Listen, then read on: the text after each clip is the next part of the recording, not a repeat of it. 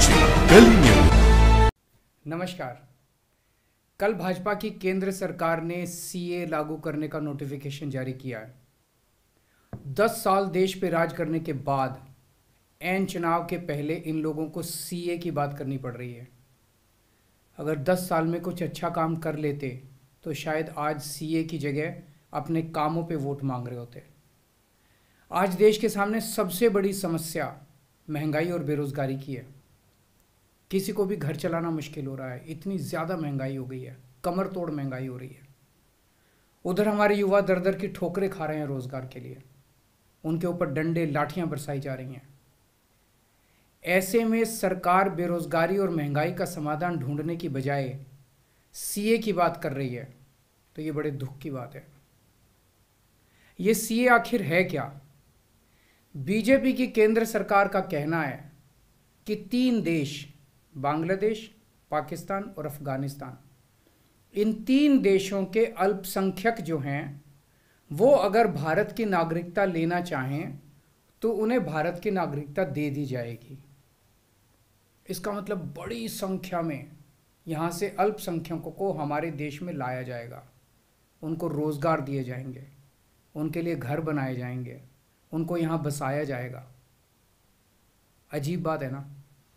BJP की केंद्र सरकार से हमारे बच्चों को रोजगार दिए नहीं जा रहे, पाकिस्तान से लोगों को लाके उनके बच्चों को रोजगार देना चाहते हैं। हमारे लोगों के पास तो घर नहीं है, भारत के तो ढेरों लोग बेघर हैं, लेकिन बीजेपी वाले पाकिस्तान से लोगों को लाके उन्हें भारत में बसाना चाहते हैं, उनको घर देना चाहते हैं।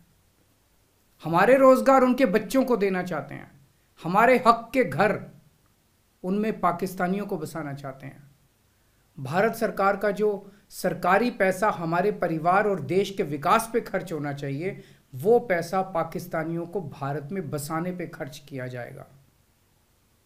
इन 3 देशों में लगभग 2.5 से 3 करोड़ अल्पसंख्यक हैं। ये तीनों बहुत गरीब देश हैं। जैसे ही भारत के दरवाजे खुलेंगे, इन 3 देशों से भारी भीड़ हमारे भारत में आ जाएगी। अगर इन 2.5-3 करोड़ में से 1.5 करोड़ लोग भी भारत आ गए तो कौन देगा इनको रोजगार? कहाँ बसाओगे इनको? बीजेपी वाले अपने घर में बसाएंगे क्या इनको? इनके अपने घर में रखेंगे क्या इनको? बीजेपी वाले देंगे क्या इनको रोजगार? कौन देगा इनको रोजगार? तो प्रश्न उठता है कि बीजेपी ऐसा क्यों कर रही है। कई लोगों से मैंने बात की, कुछ लोगों का कहना है कि ये पूरा का पूरा खेल वोट बैंक बनाने की गंदी राजनीति है।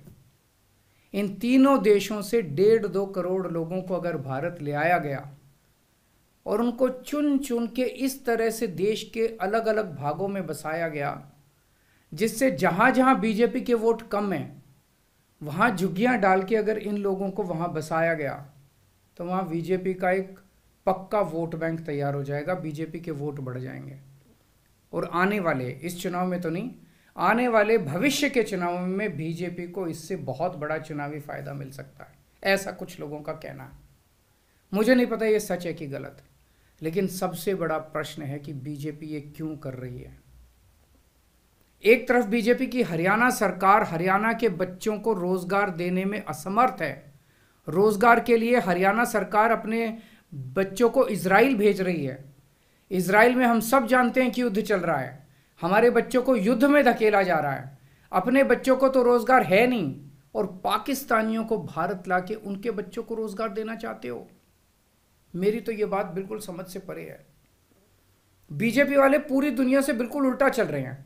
पूरी दुनिया में कोई भी देश अपने पड़ोसी देशों के गरीबों को अपने घर नहीं लाना चाहता।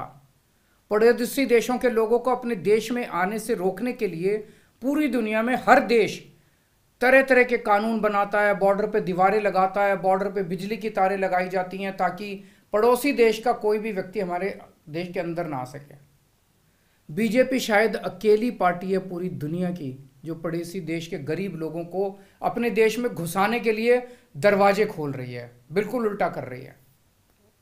एक और बात है सोचने की, पिछले 10 सालों में 11 लाख से ज्यादा भारत के बड़े बड़े अमीर उद्योगपति और व्यापारी भारत छोड़ के चले गए। ये लोग भारत में फैक्ट्री चलाया करते थे, इंडस्ट्री चलाया करते थे, बड़े बड़े व्यापार किया करते थे, लाखों लोगों को नौकरी देते थे, रोजगार देते थे। ये बीजेपी की गलत नीतियों और उनके अत्याचार से तंग आके भारत छोड़ के चले गए।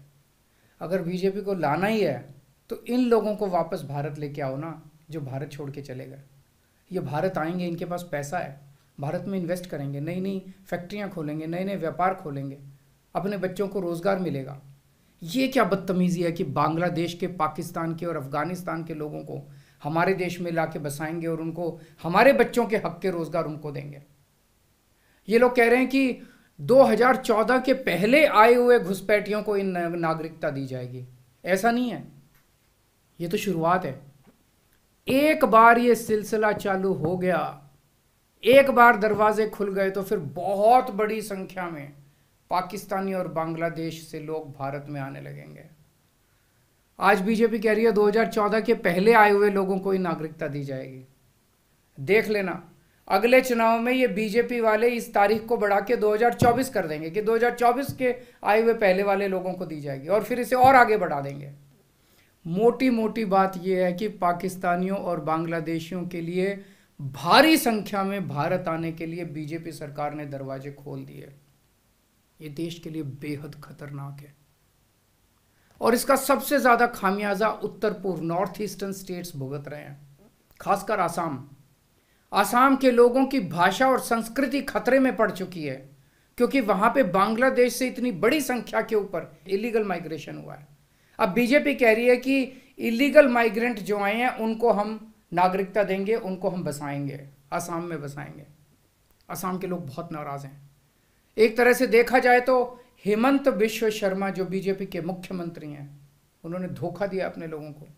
अपने असम के लोगों की खातिर उन्हें सीए का विरोध करना चाहिए था। उन्हें कहना चाहिए था कि असम के लोगों की संस्कृति और भाषा दोनों खतरे में है, ये बिल्कुल बर्दाश्त नहीं किया जाएगा। तो दोस्तों, पूरे देश की मांग है कि सीए को वापस लिया जाए। हम किसी हालत में अपने बच्चों की नौकरियां, अपने बच्चों के रोजगार दूसरे देश के लोगों को किसी हालत में नहीं देंगे।